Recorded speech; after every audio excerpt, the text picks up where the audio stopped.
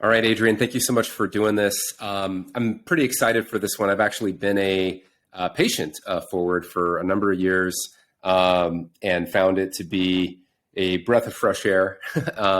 So I'm really looking forward to kind of digging in. Why don't we maybe start with, I guess, what the genesis was of Forward? Where did you come up with this? Yeah, well, first off, I appreciate you supporting us, and we tend to call you members, not patients. I hate the word patients; feel so damn paternalistic, you know. Yeah.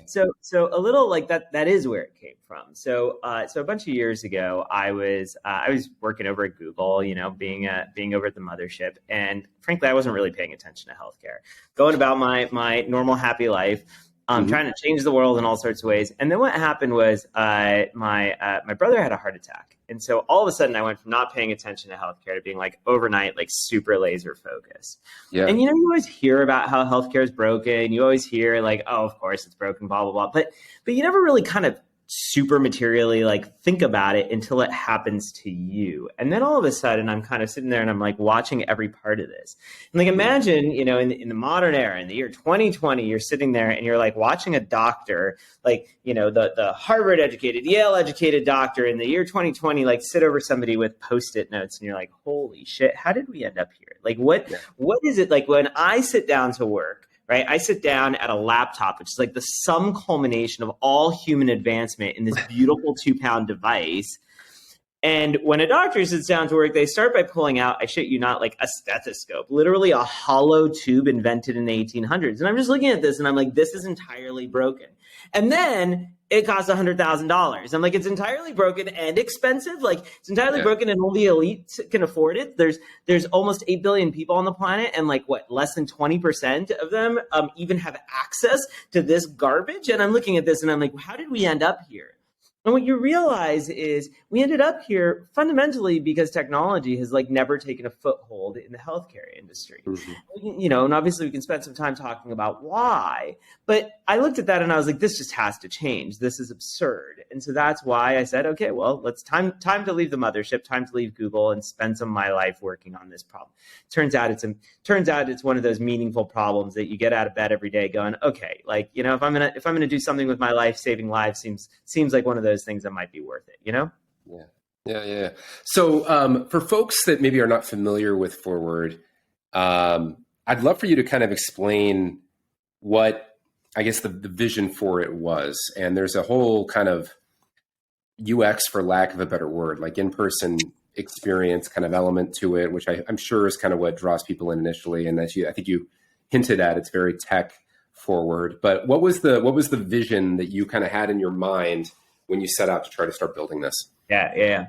So I started by asking myself a really simple question, which is, what would I want if I were to just kind of build the healthcare system today, right? And so let's start by asking ourselves, what do we get? Not what do we want, but what do we get, right? So today, like, I don't know, when I've been at every employer I've ever been at, like every year somebody comes up to me and like, Adrian, time to get your flu shot, time to get your flu shot, time to get your flu shot. And I'm just sitting there and I'm like, I've always had this thought, like, again, I'm not the expert, but I always had this thought, like, I don't know, there's some big rash of people dying of the flu that I don't know about, right? Like, no, like, can you name a single fucking person who's died of the flu? Like, you can't, right? So why are they all hell-bent about the fucking flu, right? Yeah. It's like, not a single time have they come up to me and been like, Adrian, time to talk about your cholesterol, time to sequence your DNA and talk about the cancers you're going to get. Because I'm going to tell you, I know a lot of people dying of heart attacks. I know a lot of people dying of cancer, but they don't give a shit about that. So I was trying to understand why. And it turns out that it's a really simple thing, right? It turns out that the average employee stays with their employer for about 2 years, maybe 2.25. So think about what your employer cares about when they're paying for your health insurance, right?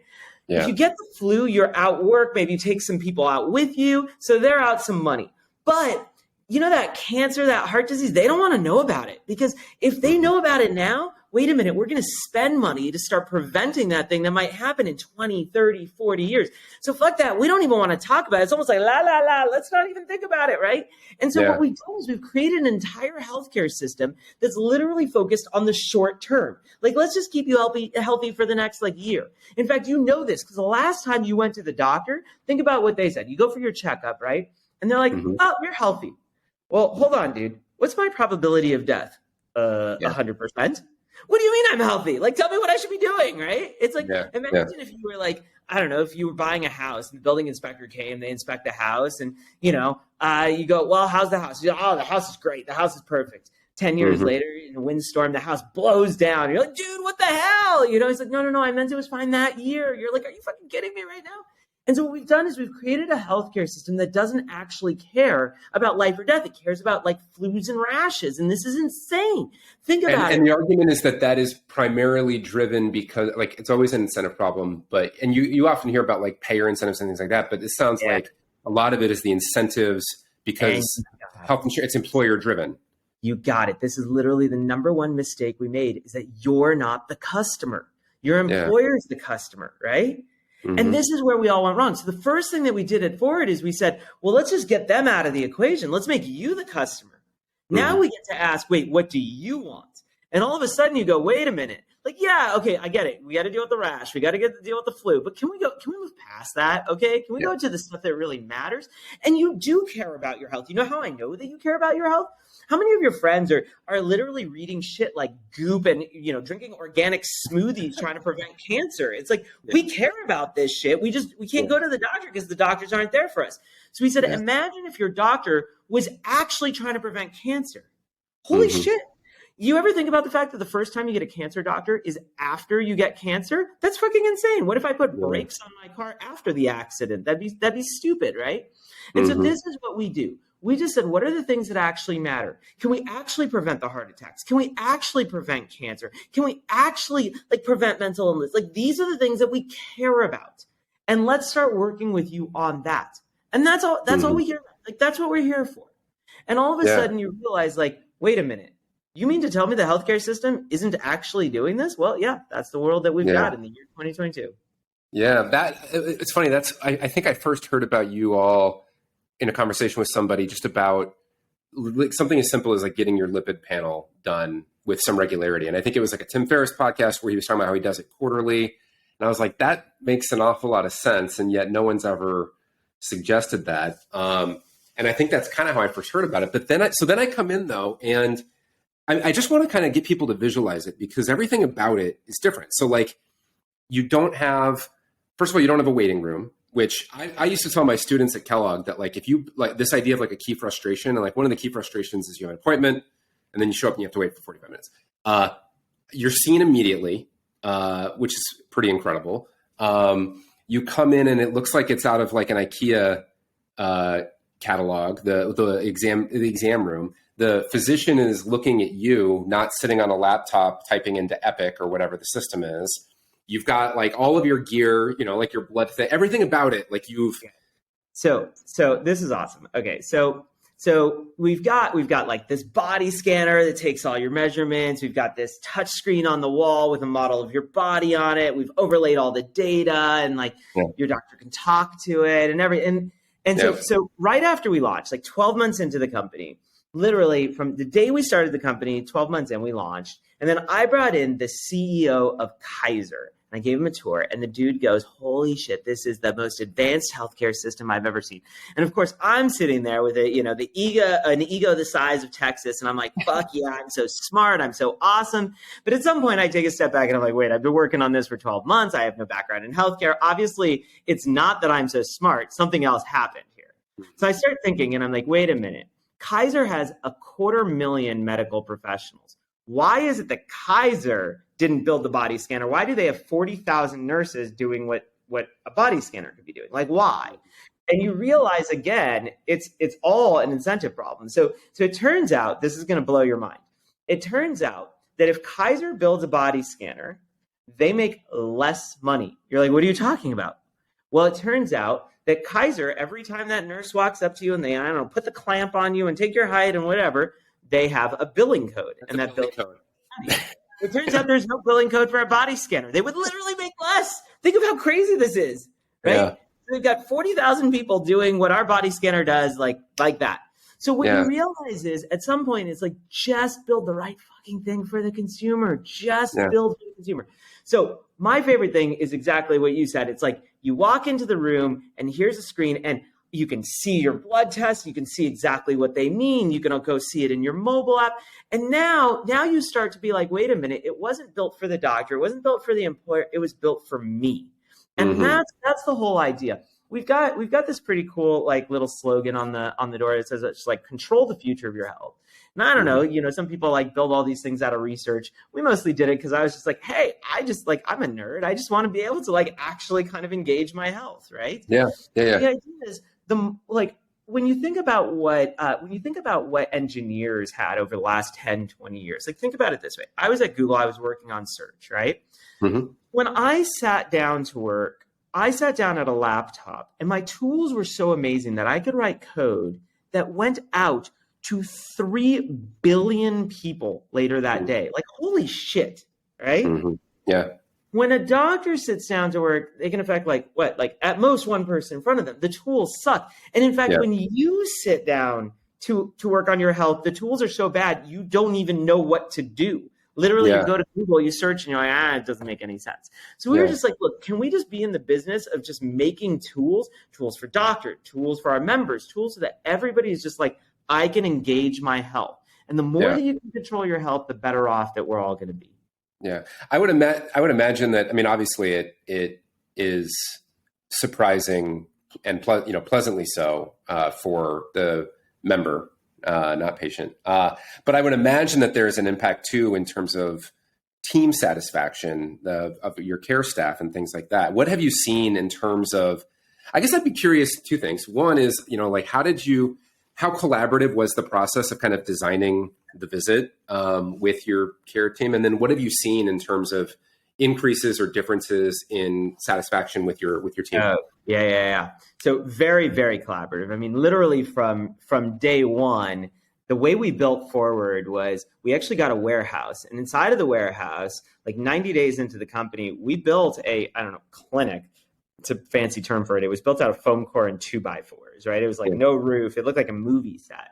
And we just, every day we did appointments. We literally brought people in, did appointments. And then the engineering team, the operations team, the doctors would just get together and be like, what should we change? Right. And we just kind of every single day iterated on every part of it. And it was really, really fascinating because engineers weren't going to build the future of healthcare by themselves, and doctors weren't going to build the future of healthcare by themselves. We actually had to learn to kind of like adopt each other's sides and each other's perspectives, and even learn to communicate. And let me tell you, it was bloody. It was not a pleasant experience learning. So you can imagine, let me give you some examples. You can imagine, after an appointment, an engineer, we had a 22-year-old engineer walk up to a doctor and be like, okay, in your next appointment, try this. And that doctor, little kind of hoity-toity doctor was like, are you fucking kidding me right now? Like, they didn't say this. That was the look on their face. Like, I went to medical school. I'm a doctor. You don't tell me what to fucking do. But in the world of engineering, it's like, anyone's an engineer. We don't care about your title. My mom could say she's an engineer today. No one cares, right? So the first thing we had to decide was like, do we respect titles? And you know what? We decided at Ford, no, we don't respect titles. I don't care. You can have doctor, you can have engineer, you can have anything. Anybody can give an idea at Forward. That's it. Like, we're meritocratic through. On the other hand, we also had to adopt the other side. So let me give you an example. Early on at Forward, we were doing a data migration, and an engineer came into a room and said, hey, I just finished a data migration. Another engineer turns and says, did you validate the data? And the engineer goes, yeah, absolutely. Checked it, 99% accuracy. And other engineer goes, sounds good. And then the doctors in the room all turn and go, wait, 99%? What about the other 1%? Because as a doctor, you're like, that's my patient, right? Uh-oh. Yeah. And immediately you realize, wait a minute, in healthcare, it's a little different. And so what we had to do was we had to really merge kind of both sides. Now, once you bring those sides together, you quickly start to understand, like, hey, this is how we innovate in the world of healthcare. This is how we start to bring it together. And what we have today is we have a healthcare system where we're innovating and iterating at an incredibly rapid rate. I mean, we're launching probably 100 changes to our system every single day. And that's what matters, right? The rate of innovation, the rate of learning in your healthcare system is probably the only thing that truly matters in the long run. Yeah. What kinds of things were you measuring when you're doing those fast cycle loops? Because it's not necessarily outcomes, right? Which is how I think a lot of the health system currently thinks with like value-based care and all that. Is it like NPS or like, what are you looking at? Yeah. So we're always so we always have 4 God metrics at Forward. Okay. So the first, we have 3 business metrics and 1 medical metric. So remember, we're a subscription business. So any subscription business that you think about, Netflix, Spotify, you name it, they always have 3. You can go pull their 10Ks. They always have 3 things they care about. The first thing is growth. Are we getting new members, right? Customers. Once we're getting them, the second thing they think about is, are we keeping them? So retention. Growth and retention. Okay, we're getting them, we're keeping them. Well, are we doing it profitably? So growth, retention, and economics. Those are your business metrics. That appears on the P&L. Yeah. But that's not why we're here. We didn't start this company because we are trying to get rich. Frankly, if I cared about that, I would have stayed at Google. I started this because I want to help people. So it turns out outcomes is the thing that matters. But I always tell my team, you got to remember, capitalism doesn't give a shit about our mission, right? It's our job to map those outcomes into things that the business cares about. So that 4th metric is outcomes. So you're absolutely correct. We have to measure it, but you're never going to see on a P&L outcomes it's not possible. There's no, you're not going to find the line item. And so what's really, really important for us is to make sure that as we're increasing outcomes, it is accretive to the business, because we started Forward with one simple mission. We want to build the world's most scalable healthcare system. We want to build healthcare that scales to billions and billions of people. That's the thing technology can give. We can give the world's best doctor to billions of people. I mean, that's insane, right? And if I came up to you and I said, hey, I want to get doctors to the middle of India, the middle of Rwanda, to billions of people, you're gonna be like, okay, Adrian, where are you gonna get all these doctors and who's gonna pay for them? Sure. But if I told you I want to get smartphones to the middle of India, the middle of Rwanda, to billions of people, you're going to be like, well, of course you can do that. Not only can you do it, I think it's already happened, Adrian. I think you're late to the game. So we only really have one key insight at Forward, right? And that one key insight is that healthcare should be a product, not a service, right? We realize that technology scales in a way that humans don't, or hardware and software scales in a way that doctors and nurses don't. So the more that we can empower our doctors and nurses with technology that scales, the more we can take the greatness of our doctors and we can distribute it out to billions and billions of people. Yeah. And so that's the mission that we care about, and that's what we measure every single day. Does that kind of make sense?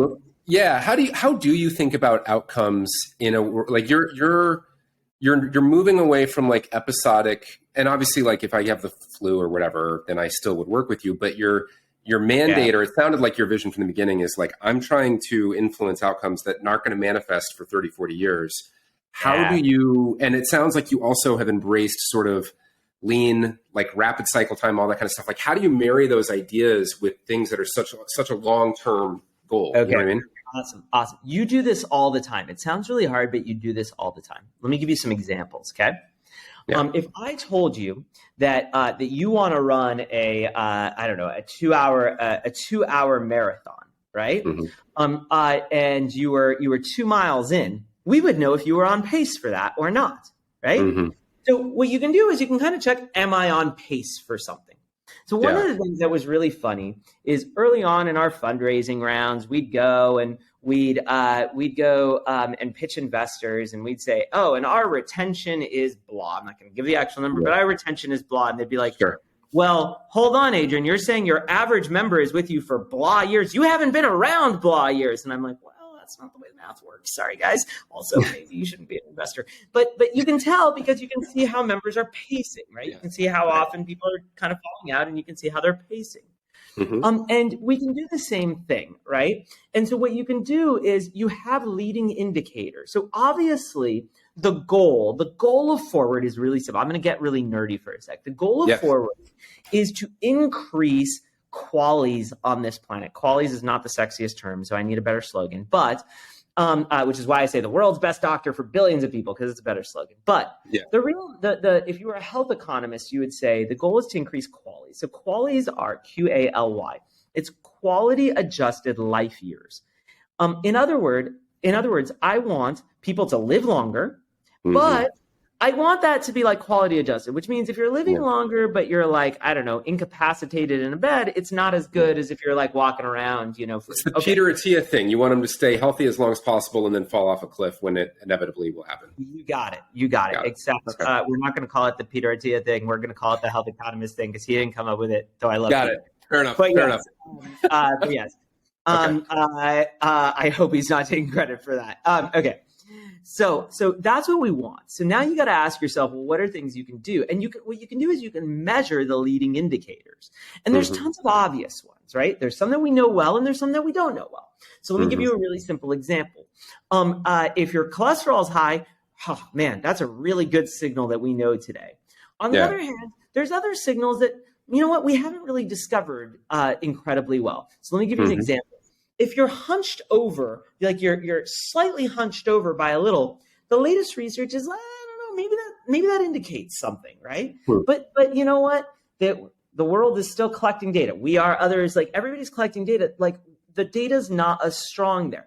But the thing is, when you look at this, we are in the low-hanging fruit phase of healthcare, right? Get everybody's cholesterol to a good place. You don't even need to do the fancy shit. I like to tell people, like, healthcare is not in the self-driving car phase. We're in the cruise control and seatbelts phase. When everybody's wearing their seatbelts, then we can go talk about all the AI sort of stuff, right? And so this is what we want to do. If we can get everybody on the planet, billions of people, to have access to care and manage their cholesterol, you've already moved the planet's life expectancy by years and years. That would be amazing, right? And think of how like basic and simple. You said something earlier that just like in some ways embarrasses me for the healthcare system.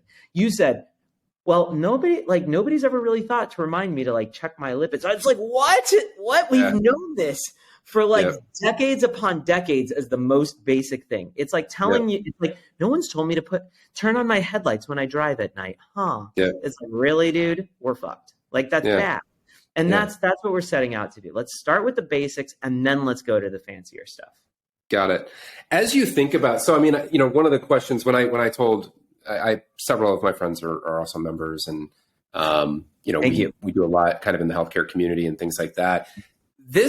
It sounds like, from what I understand, like concierge medicine kind of appeared partially as a way to not have to do. I didn't want to have to deal with payers anymore. I don't want to have to deal with some of that stuff. It's a more profitable way of operating. Blah blah blah blah. But it doesn't seem like where it seems like Forward is kind of.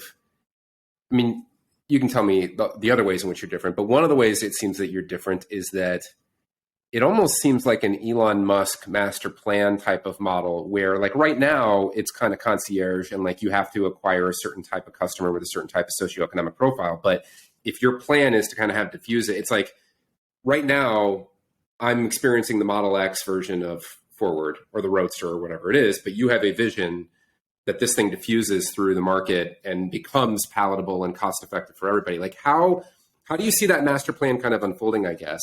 Yeah. Okay. Well, you could start working at Forward tomorrow. So you definitely know what we're doing, without question. So first off, I'll say it again. I didn't start Forward because I'm trying, like, if you want to be totally honest, I didn't start Forward because I'm trying to help, rich people in New York and SF. Right. I want to get Forward to the middle of India and the middle of Rwanda. Right. And like, if you want me to be totally honest, we're going to either get healthcare to 1 billion people who need it the most, or we're going to leave a huge crater of destruction in our path to do so. There's no fucking we're not going to settle in middle. So here's the deal. So it's easy to look at something like this and forget that, like, well, the first iPhone was $800. Now in the middle of India, you can buy a smartphone for $20. Or Elon is like, I'm going to solve climate change. Here's a $140,000 sports car. And you're just like scratching your head and you're like, what are you talking about? And now there's a $30,000 car, and just give them another 10 years. There's going to be a $10,000 car. So you're right. So the whole trick for us is what I mentioned earlier, right? In essence, what we're doing, I'll just give you our entire strategy. It's really simple. Yes. We build a doctor's office. Then we watch everything happening inside the doctor's office, and we're just slowly but surely moving everything happening inside the doctor's office from humans to technology. So you come in, you sit in the exam chair, you talk to your doctor about the flu, and then we go, well, wait a minute, why do you even have to do that? Why didn't we just build the flu into the mobile app?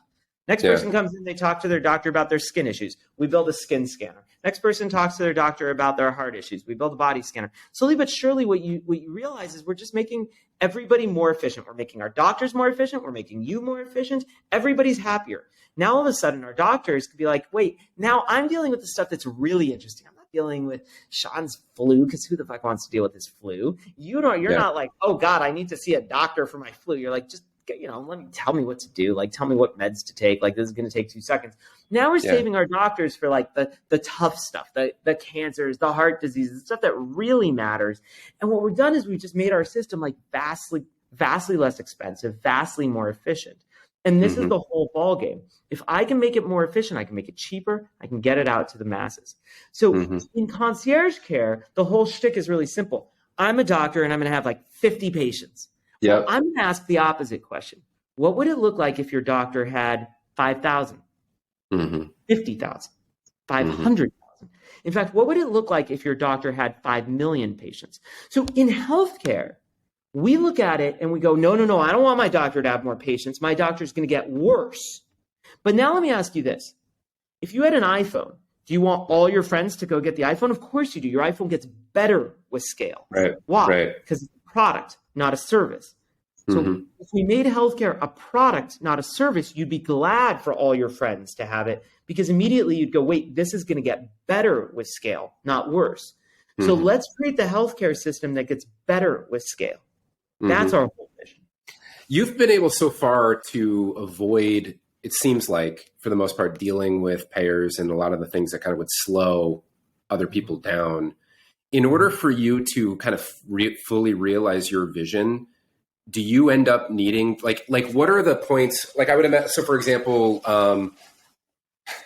capturing data in an EMR where they could, if for some reason somebody decided they wanted to move to a different physician or whatever, like it's portable or whatever it is, their health ID or health records or whatever, dealing with payers, dealing with Medicare, all those kinds of things. Like, it seems like at some point you have to start intersecting with these. No. How are you able to avoid that kind of in perpetuity?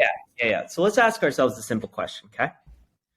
It's easy to forget this world, but when the first iPhone came out, it had super bad reviews. And like, nobody believes me when I say this, but it really did. Go Google it. And the reason it had super bad reviews is because it was called the walled garden. Why was it called the walled garden? Because before my iPhone, I had a GPS unit from Garmin, I had a Walkman from Sony, I had a digital camera from Nikon, and it didn't work with any of them. Now, why didn't it work? Well, Apple was like, no, fuck you, we're not going to go work with these things. And why did Apple do that? Because Apple was like, no, we got this whole app architecture thing, and we believe in apps as the future. But this fell on deaf ears because everybody was like, what are you talking about? There's no app store. And Apple's like, yeah, in their arrogant way, give me a few minutes. Well, you know what? Then they launched the App Store. And if they had integrated with all those devices, then nobody would have gone and built the new apps, right? There would have been no incentive. Instead, Apple was like, we're going to create the App Store and everything's going to move over. Now, it took 15 years and everything's moved over. Not everything. You still have car keys. You still have a driver's license, but those are moving over like basically this year, right? Yeah. And so like 15, 16 years in, we've created the new world. So now ask yourself something else. What would the new world look like if everything moved over? See, the point of Forward isn't just to build primary care. We want to rebuild the entire healthcare system from the ground up. We want to do open heart surgery. We want to deliver babies, oncology, pharma, but we want to do them as a product, not as a service. So if I start integrating with Mount Sinai and Sutter and all this crap, all I'm going to do is I'm going to reinforce the old world. If I integrate with the insurance system, the payers, Medicare, I'm going to reinforce the crap that we have. And none of this should exist. It all needs to go down, frankly, in a flame of glory. Like, it is crap, and we have to stop accepting it. Think of what you're getting today. 20% of GDP is the healthcare system. 20%. And let me just add, so that means, let me make it really visceral. 20% of your paycheck is going to the healthcare system, okay? Now, let me just ask you a really simple question. What are you getting for it? Okay? What you're getting is literally, if you don't go to the doctor, the simplest question, if you don't go to the doctor, if you don't go for your annual checkup, are you immediately, like, if one of your friends comes up and says, I didn't go for my checkup this year, do you go, oh, fuck, poor Johnny, he's going to die? No, you go, it doesn't make a difference. So 20% of the guy's paycheck, and he gets literally nothing for it. This is the healthcare system that we have. It's all got to go. It's crap. How do your, I mean, obviously the team that you have presumably are all believers.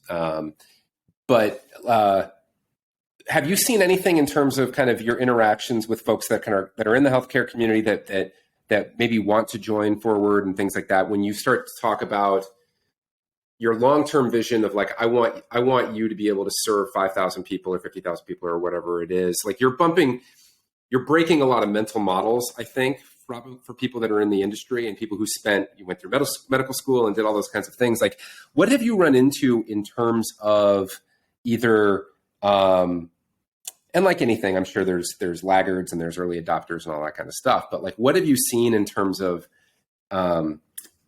breaking those mental models for your care staff when they come into Forward or when they're thinking about joining Forward, or does it happen immediately and they just get it right away and they're like, I'm in, or has there been some preaching that need to happen? So you know what I find? I find it's really there's this really great quote, and I feel like it's I can almost pull it up somewhere, but one of the things that I find is it really all comes down to what's the person want. Okay. Yeah. So here it is. It is difficult to get a man to understand something when his salary depends on his not understanding it. It's Upton Sinclair. So here's what I have found is when you have the only time where we have found people who like really don't want to buy into Forward are the people who have a lot of money riding on Forward not succeeding.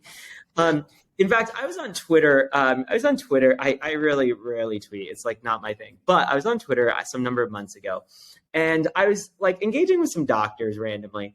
And I was talking to these doctors, and I was talking about like the cost of healthcare. And I said, well, actually, it turns out like one of the most expensive costs is the labor. And I said labor, referring to doctors. It's an economic term. And I had 150 doctors just go, I can't believe you're calling us labor. I can't believe. And it's like, what are you talking about? Like, of course you're like, I'm labor, by the way. Like, that's okay. like we're labor. Right. And they just beat me up and like, see, and they actually tweeted to some of our doctors, see, this is what your CEO thinks of you. I'm like, yes, I think you're labor. You're also a human. You're also a doctor. You're also named John. Like, of course, I'm labor too. Like, that's okay. Yeah. And what you realize is what the person was really saying is like, don't come after my salary. And it's like, okay, hold on. Let's start by asking ourselves, like, who are we here for? And we know, so at Forward, we know who we're here for, right? We are not here. So a lot of companies will say like our number one person we're here for is our shareholder. Like we're not. That's not why we're here. Yeah. I'm happy to tell you that. Full stop. Yeah. If you don't want to invest in Forward, don't invest in Forward. Some people will say we're here for our employees. Nope, that's not what we're here for. We are here for our mission. We are here to get healthcare to 1 billion people. We are here for the people on this planet who need us more than anybody else. And that's what we put. That's what we put in every problem statement that we do. We call them jams internally. Every document starts with, this is what we're working on. And we ladder down from that problem statement down to how we do our work. And so when you start there, and people buy into the reason we're working on something, then they almost always come to the same conclusion. But if they say, no, I'm here because I want to make a lot of money, okay, well, then maybe you're not going to come to the same conclusion, right? Because we're misaligned in what we're trying to do, right? And so there's tons of people that don't want to go in this direction. And that's fine. That's totally fine. And I'm going to do everything I can to make sure that the world does go in this direction because I think it's right for humanity. Yeah. But, what have you learned about, I mean, it sounds like you're bringing a lot of, kind of the ethos of tech from like a principles perspective, from an operations perspective into healthcare. What have you maybe seen or learned about, just stuff that we take for granted, like OKRs and or whatever, like what have you seen from like a management and or operations standpoint where you've tried to kind of take the tech or Silicon Valley or whatever you want to call it model and apply it to healthcare? Like what are some of the nuances that you've kind of run into in that vein? Yeah. So one of the things let me give a few thoughts here. So that one of the things is I try not to think of us as a healthcare company as much as I can. And the reason is when people say healthcare, there's two elements there. The first is the healthcare industry. And I hate the healthcare industry. It's almost like, could you imagine if like, I don't know, Larry and Sergey were like, oh, we need to become experts on the Dewey Decimal System. It's like, no, don't do that. Just go build Google. Yeah, I had a whole list of questions about like working with, and I realized as we were going through, like, you want to burn the whole thing to the ground. So like, there's, okay. Yes. Don't learn the healthcare industry. So in fact, like, I'm going to tell you right now, if people who interview at Forward who are like, I'm passionate about the healthcare industry, we literally say like, okay, don't hire that person. On the other hand, when a doctor says, I'm passionate about healthcare, really what they mean is I'm passionate about helping people. And we love that, right? So it's almost like that word means two different things to two different people. It's like the MBA means the industry and the doctor means the person. I want to help people, right? I care about that kid in Rwanda or that kid in India who needs help. I don't care about the industry. I give no shits about that. Now, the second element that I think about that does matter though, is there's something about we are in a people business. And when you're in a people business, I mean this on both sides, both in terms of, yes, at scale, like healthcare will be a product, but it's not a product today. So we have a lot of humans inside of Forward doing a lot of things. And that is hard, right? That's not easy. Getting a lot of people to do a complex amount of things and the rate of change upon which we are doing those things is very hard. So a lot of people come up to me every time an analyst or an investor or whatever is looking at our company and they're like trying to figure out if the technology is going to do this or the business is going to do that. I always laugh because I'm like, you've never run a company. It's like, you think the tech is the hard part? No. Getting like whatever, 30 people in Nebraska to do something is hard, right? The change management piece, right? Yes. Yeah. Humans are hard. Technology, I tell technology to do something, it does something. I tell a human to do something, 60% chance it does something. It's like a calculator that gives random results. Like humans are hard, right? Yeah. Like humans are complex, right? And so try getting 1,000 people to move in lockstep. It's like not easy, right? Yeah. And so that's one element. And now try doing that with our members is really, really hard. And that's the most difficult part, right? Like imagine, you use the Tesla analogy. Imagine going from your Model S to your Model 3 with your members, right? Like that's not easy, right? Yeah. And so this is the challenge that we have. That in some ways it's like, but I'm dealing with your health, so you care deeply about it. It's an intimate thing that you're highly invested in, So it's if I understand it correctly, what you mean is that like you're right. These early adopters came in, and the technology is neat. Like it truly is. But part of your goal, in order to accomplish this mission, you have to progressively move from higher touch to lower touch over time. And so how do you kind of guide those people who maybe joined partially because, hey, I can schedule an appointment for tomorrow and show up and I get somebody to see me and they spend an hour with me and they don't appear as though they have anywhere else to be. Like you're going to have to migrate those people over time to a kind of a different type of experience. Is that right? Okay. That's completely correct. But the trick isn't to go to somebody and be like, now you can't see a doctor. We'll never do that. Instead, the trick is to go to somebody and be like, and now I've built a better product. Yes, you can come talk to the doctor about your flu, or let's get them change their behavior. Get them to buy into the idea of like, hey, you don't even need to come in. Yeah. Got it. There's a better product every day. And that's not easy. That's not easy.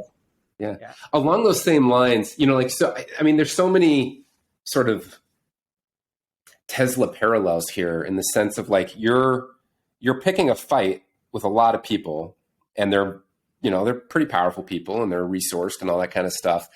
One of the ones that I would imagine and I'm sure you're thinking about is like, you mentioned kind of speed of cycle time and like the way that you're iterating in response to data.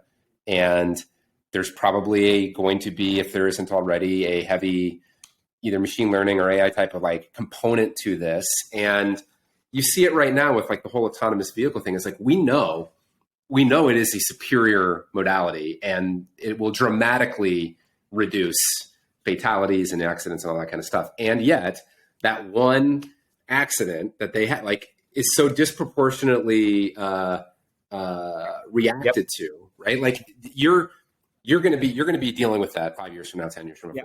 How do you think about, like, as these big milestones, as you kind of migrate towards this vision, like these fights that you're going to be having to deal with, like how do you prepare for that kind of stuff? Yeah. So you're completely correct. You're completely correct, because and this is one of the really tough things, right? Is sometimes humans can't get out of our own way, and I mean, we can't, right? Like we know, like I don't know if you saw, I think there was a New York Times article this morning. It's like, autonomous cars have caused 500 accidents. Like, ignore the fact that, non-autonomous cars compared to what exactly in the last 12 months. But yes, obviously, humans aren't good at this. So there's a couple tricks. The first trick is the first approach that you should take is, and the nice thing about it is, in the autonomous world, their goal is to eliminate the driver. And in our approach, like, it's not to eliminate the doctor, it's to empower the doctor, right? And this is actually one of the really nice things is if I can build tools to just allow that doctor to be more and more and more efficient, in essence, just like a doctor can see like an insane amount of people while being safe, while being on top of their game, et cetera. Like, if you actually take a step back and think about it, when you go to the doctor today, it's almost like you're free soloing El Cap. It's like that doctor has nothing. They've got no tools in front of them. You're talking to them, and they're just like running the most complex mathematical calculations in their head. And all we're saying is like, don't do that. Use the computer. And that makes everything better. So that's the first thing. The second thing is, at some point, society will develop, and obviously we do believe society will have autonomous cars, and we do believe that society will use technology. Now, one of the things that people underestimate is how much people want technology. We think we don't, but we do. And so let me give you an example. Let's pretend you went to the doctor, and the doctor, like, I don't know, looked at you and was like, "Oh God, your skin, like, yep, that's cancer." What's the first thing you say? You say, no, go run a test. Well, that test is technology. Right. So you've actually become accustomed to believing that like devices and sensors and like those things are actually more accurate than humans. And so there's an element to which like it's actually a design problem more than anything. And that's on us to build well-designed products that consumers trust, et cetera. And one of the mistakes that I think people make is to overstate what something can do, rather than saying like, you do have cancer, you don't have cancer. I think that a piece of technology should say, here's what we know, and here's what we don't know. And you know what? When your doctor says you have cancer, they're kind of lying, right? Because they don't know that. Really what they should say is, we think you might have cancer, and here's some probability, and here's the evidence we have. Because nobody knows 100% of anything, right? And that's actually like where technology can bring a lot to bear and say, here's what we know, here's what we don't, and we can go deeper in educating.